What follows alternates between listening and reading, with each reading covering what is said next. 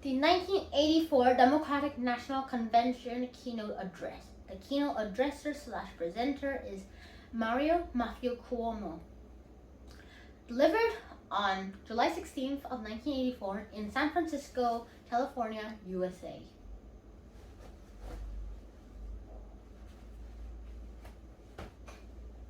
Thank you very much. On behalf of the great Empire State and the whole family of New York, let me thank you for the great privilege of being able to address this convention. Please allow me to skip the stories and the poetry and the temptation to deal in nice but vague rhetoric. Let me instead use this valuable opportunity to deal immediately with the questions should determine this election and that we all know are vital to the American people. 10 days ago, President Reagan admitted that although some people in this country seem to be doing well nowadays, others were unhappy, even worried about themselves and their families and their futures. The president said that he didn't understand this fear. He said, "Why, this country is a shining city on a hill." And the president is right. In many ways, we are a shining city on a hill. But the hard truth is that not everyone is sharing in the city's splendor and glory. A shining city is perhaps all the president sees from the portico of the White House and the veranda of his ranch, where everyone seems to be doing well. But there's another city. There's another part of the shining city. The part where some people can't pay their mortgages and some young people can't afford one. Where students can't get the education that they need, and middle-class parents watch the dreams they hold for their children evaporate. In this part of the city, there are more poor than ever, more families in trouble, more and more people who need help but can't find it. Even worse, there are elderly people who tremble in the basements of the houses there, and there are people who sleep in the city streets, in the gutter, where the glitter doesn't show. There are ghettos where thousands of young people without a job or an education give their lives away to drug dealers every day. There is despair, Mr. President, in the faces that you don't see, in the places that you don't visit in your shining city. In fact, Mr. President, this is a nation. Mr. President, you ought to know that this nation is more a tale of two cities than is it just a shining city on a hill.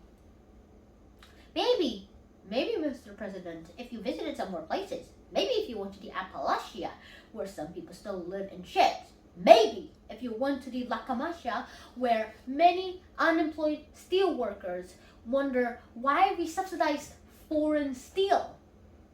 Maybe, Mr. President, if you asked the homeless people in a shelter in Chicago, maybe, Mr. President, if you asked a woman who had been denied the help she needed to feed her children because you said you needed the money for a tax break, for a millionaire, or for a missile, which we couldn't afford to use.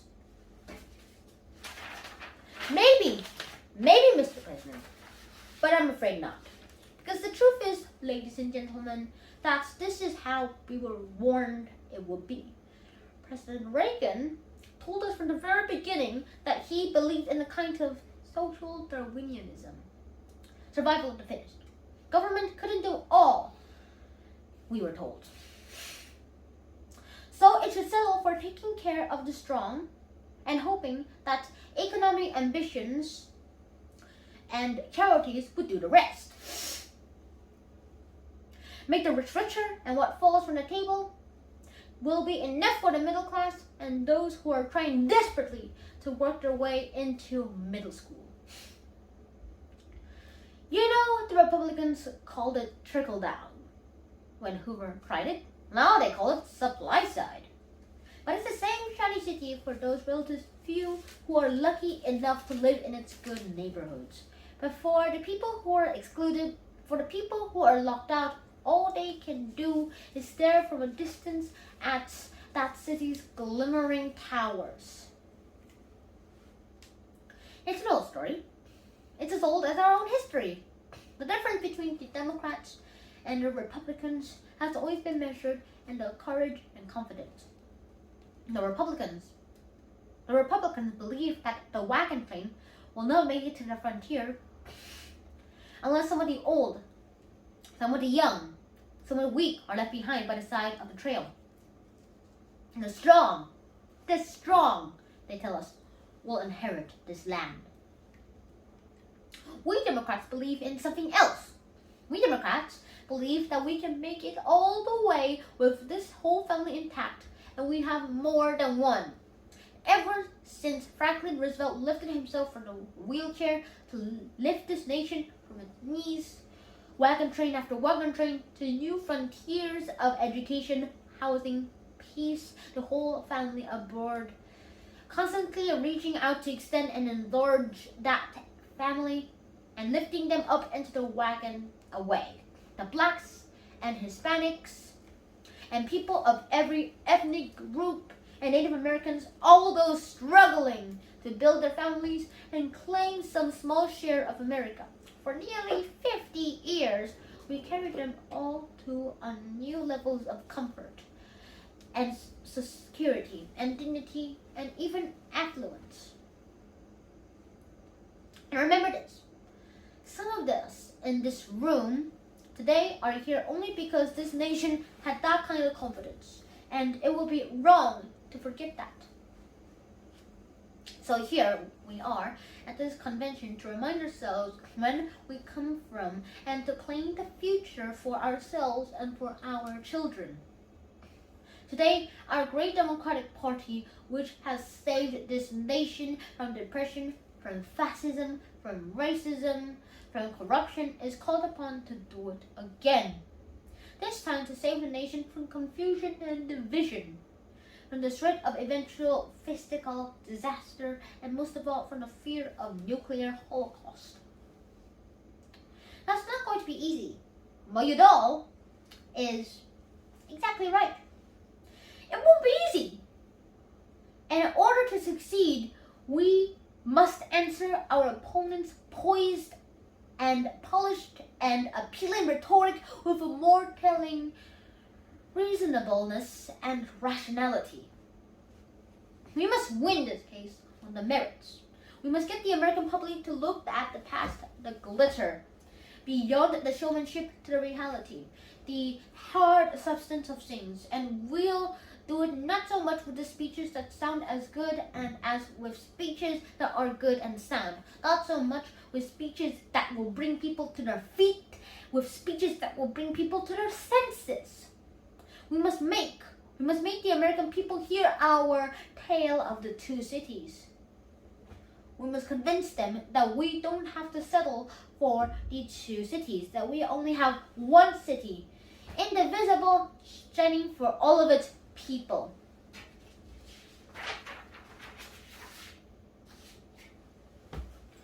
Now we will have a chance to do that if what comes out of this convention is a babble of arguing and voices. If that's what's heard throughout this campaign, dissident sounds from all sides, we will have no chance to tell our message. To succeed, we'll have to surrender some small part of our individual interests to build a platform that we can all stand on at once and comfortably and probably singing out. We need a platform that we can all agree to, so that we can sing out from the truth for the nation to hear in chorus. Its logic so clear and commanding that no slick Madison Avenue commercial, no amount of geniality, no martial music will be able to muffle the sound of truth. And we Democrats must unite. We Democrats must unite so that the entire nation can unite, because surely the Republicans won't bring this country together. Their policies divide this nation into the lucky and the left out, into the royalty and the rabble. The Republicans are willing to treat that division as victory. They would cut this nation in half, and this temporarily better off than worse off than before, and they will call that division recovery. Now we should not be embarrassed or dismayed by challenged if the process of unifying is difficult, even wrenching at times. Remember that, unlike any other party, we embrace men and women of every color, every creed, every orientation, and every economic class.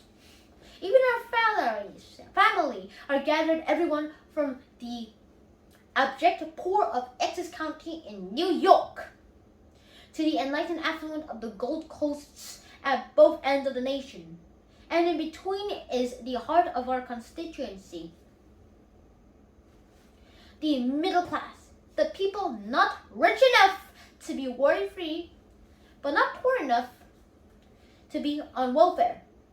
The middle class, those people who work for a living because they have to, not because some psychiatrist told them it would be convenient for them, for an interval between birth and eternity. White collar and blue collar, young professionals, men and women in small business desperate for the capital and contracts that they need to prove their worth. We speak for the minorities who have not yet entered the mainstream. We speak for the ethnics who want to add their culture to the magnet of symbols that is America. We speak for women who are indignant in this nation refers to the etch into its governmental commandments the simple rule, thou shalt not sin against equality. A rule so simple, I was going to say, and I perhaps did not, but I will. It's a commandment so simple it can be spelled in 3 letters. E-R-A. Era. We speak for young people demanding an education and a future. We speak for senior citizens. We speak for senior citizens who are terrorized by the idea that their only security, their social security, is being threatened. We speak for the millions of people who are reasonable, who are fighting to persevere for our existence from a macho intransitable that refuses to make intelligent attempts to discuss the possibility of nuclear holocaust of our enemy. They refuse. They refuse because they believe we can pilot missiles so high that they will pierce the clouds and the sight of them will frighten the enemy into submission. Now, we're proud of this diversity as Democrats. We're grateful for it. We don't have to manufacture it the way that the Republicans will next month in Dallas by grouping up mannequin delegates on a convention floor. But while we're proud of this diversity, we pay a price for it. The different people that we represent have different points of view, and sometimes they compete and even debate and even argue. That's what our primaries were all about. But now the primaries are over, and it is time when we pick up our candidates and our platform here to lock arms and move into this campaign together. If you need any more inspiration to some small part of your own difference aside to create this consensus, then all you need to do is reflect on what the Republican policy of divide and cajole has done to this land since 1980. Now the president has asked the American people to judge him on whether or not he's fulfilled the promises he made 4 years ago. I believe as Democrats, we ought to accept that challenge. And just for a moment, let us consider that what he has said and what he has done. Inflation. Inflation is down since 1980, but not because of the supply-side miracle promised to us by the president. Inflation was reduced the old-fashioned way. Recession. The worst since 1932. Now, how did we could brought inflation down that way? How could we have done it? How could he do it? 55,000 bankruptcies, 2 years of massive employments, 200,000 farmers and ranchers forced off the land, more homeless than at any time since the Great Depression in 1932, more hungry in this world of a more enormous affluence. The United States of America, more hungry, more poor, most of them women. And he paid Wonderson a nearly $200 billion deficit, threatening our future. Now we must make the American people understand this deficit because they don't. The president's deficit is a direct and dramatic reputation of his promise in 1980 to balance the budget by 1983. How large is it? The deficit is the largest in history of the universe. President Carter's last budget had a deficit less than 1/3 of this deficit. And it's a deficit that, according to the president's own fiscal advisor, may grow to as much as $300 billion in 1 year. For as far as the eye can see.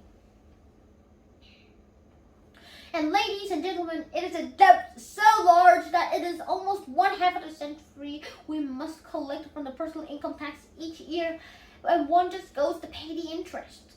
It is a mortgage of our children's futures that can be paid only in pain that could bring this nation to its knees.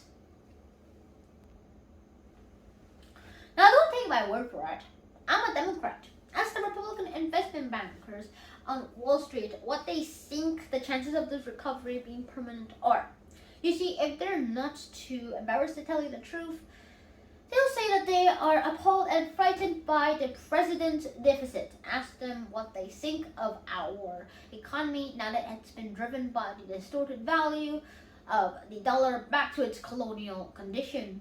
Now we're exporting agricultural products and importing manufactured ones. Ask those Republican investment bankers what they expect the rate of interest to be a year from now. And ask them if they dare to tell you the truth. You'll learn from that. And from them, what they predict for the inflation for a year from now. Because of the deficit. Now, how important is the question of this deficit? Think about it practically. What chance would the Republican candidate have in 1980 if he had told the American people that he intended to pay for his so-called economic recovery with bankruptcies, unemployment, more homeless, more hungry, and the largest government debt known to humankind? If he had told the voters in the 1980 the truth, would American voters have signed a loan certificate for him on election day? Of course not. That was an election won under false pretenses. It was won with smoke and mirrors and illusions. And that's the kind of recovery that we have now as well. But what about foreign policy? They said that they would make us and the whole world safer. They say they have. By creating the largest defense budget in history, one that even they now admit is excessive, by escalating to a frenzy to nuclear arms race, by inclusionary rhetoric, by refusing to discuss peace with our enemies, by the loss of 279 young Americans in Lebanon in pursuit of a plan and a policy that no one can find or describe. We give money to the Latin American government that murder nuns, and then we lie about it.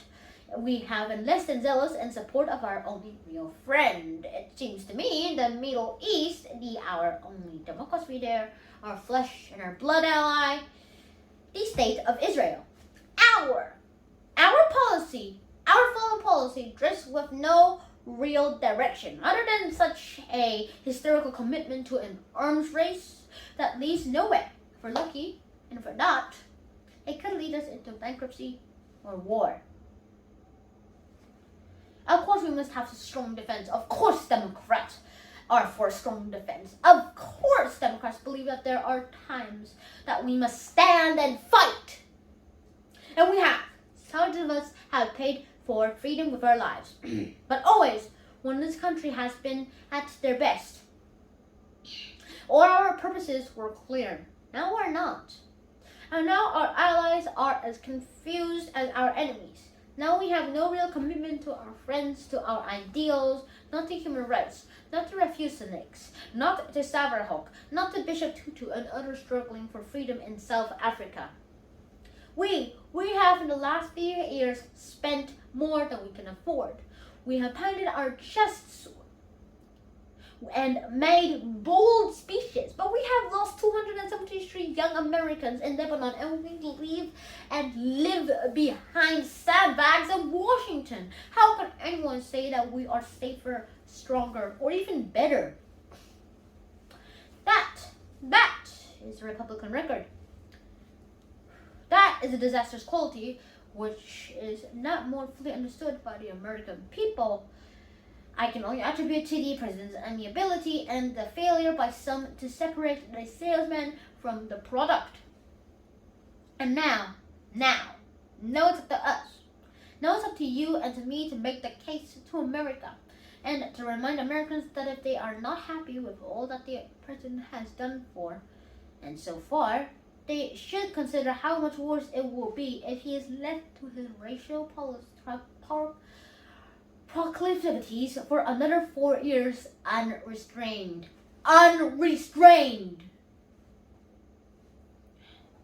Now, if July brings back Angor's Boyford, what do we expect of our December?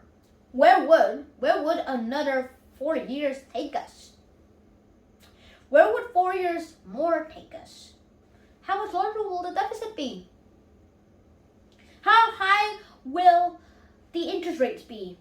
How much more acid rain killing our forests and falling our lakes?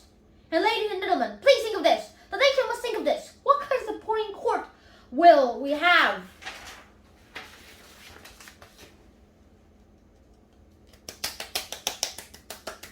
Please, we must ask ourselves what kind of court and country will be fashioned by the man who believes in handling and having the government mandate people's religion and morality. The man who believes that the trees pollute the environment. The man that believes that the laws against discrimination against people go too far.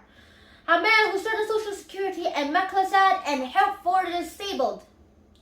How high will we pile the missiles? How much deeper will the gulf be between us and our enemies?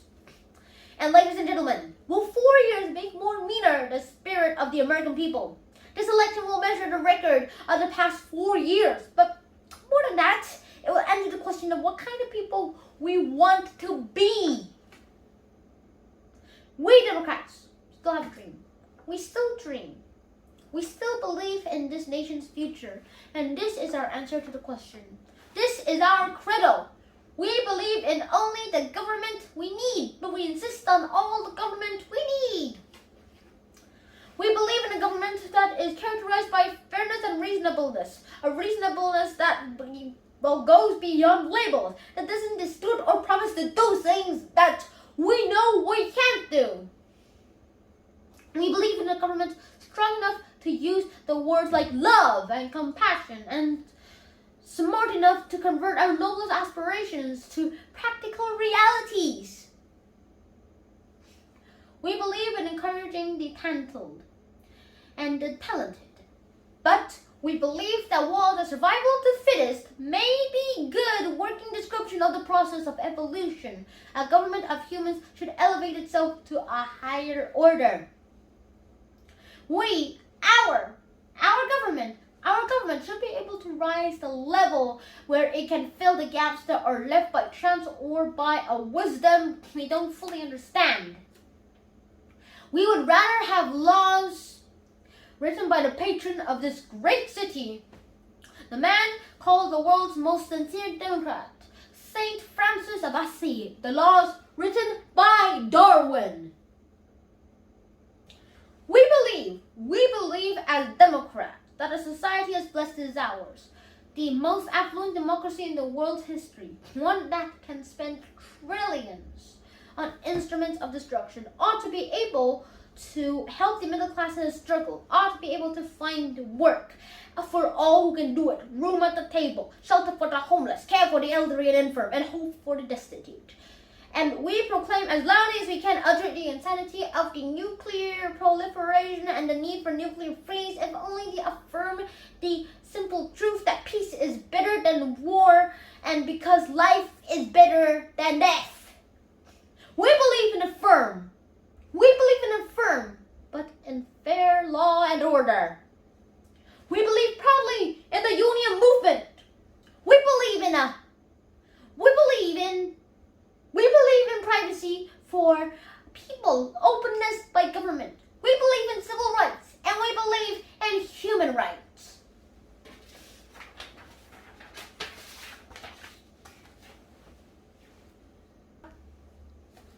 We believe in a single fundamental idea that describes better than most textbooks and any speech that I can write what a proper government should be. The idea of a family, mutuality, the sharing of benefits, and a burden for the good of all. Feeling one another's pain, sharing one another's beliefs, and blessings reasonably, honestly, fairly, without respect to the race, or sex, or geography, or political affiliation.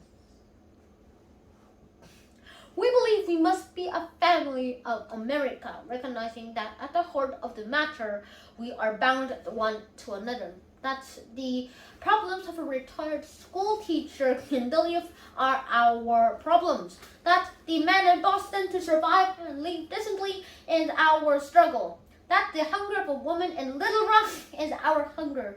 And the failure anywhere to provide what reasonably we might to avoid pain is our failure. Now for 50 years, Democrats created a better future for our children. Using traditional democratic principles as a fixed beacon gives us a direction and purpose. But constantly innovating, adapting to the new realities. Roosevelt's alphabet program, Truman's NATO, and the GI Bill of the rights. Kennedy's intelligence tax incentives and the Alliance for Progress, Johnson's civil rights, and Carter's human rights, and the nearly miraculous Camp David Peace Accord, or CDPA. Democrats did it, and Democrats can do it again. We can build a future that deals with our deficit. Remember this, that 50 years of progress under our principles never cost us what the last 4 years of stagnation have. And we can deal with the deficit intelligently by shared sacrifice. With all parts of the nation's family contributing, building partnerships with the private sector, providing a sound defense without depriving ourselves of what we need to feed our children and care for our people. We can have a future that provides us for all the young of the present by marrying the common sense and the compassion. We know we can, because we did it nearly for 50 years before 1980, and we can do it again. If we do not forget it, if we do forget that this entire nation has profited by these progressive principles,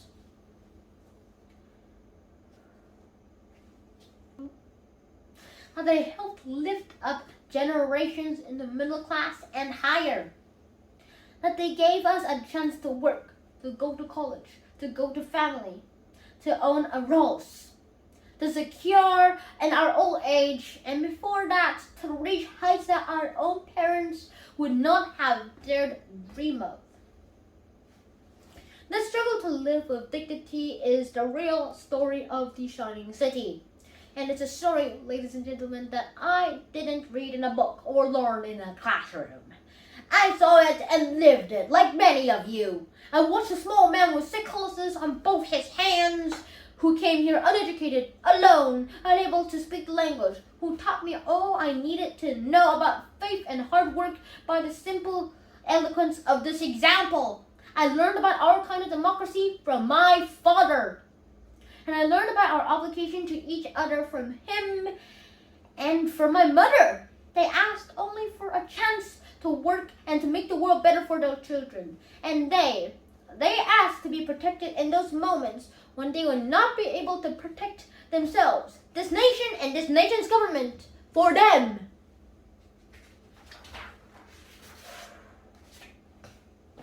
and that they were able to build a family and live in dignity and see one of their children go from behind their little grocery store in South Jamaica on the other side of the tracks where he was born to occupy the highest seat in the greatest state, in the greatest nation, in the only world we could ever know, in an ineffably beautiful tribute to the democratic process. And ladies and gentlemen, on January 20th of 1985, it will happen again, only on a much, much grander scale. We will have a new president of the United States, a Democrat born not to the blood of kings, but to the blood of pioneers and migrants. And we will have America's first woman vice president, the child of immigrants, and she will open with one magnificent stroke a whole new frontier for the United States. Now it will happen. It will happen if we make it happen. If you and I make it happen. And I ask you now, ladies and gentlemen, brothers and sisters, for the good of all of us, for the love of this great nation, for the family of America, for the love of God, please make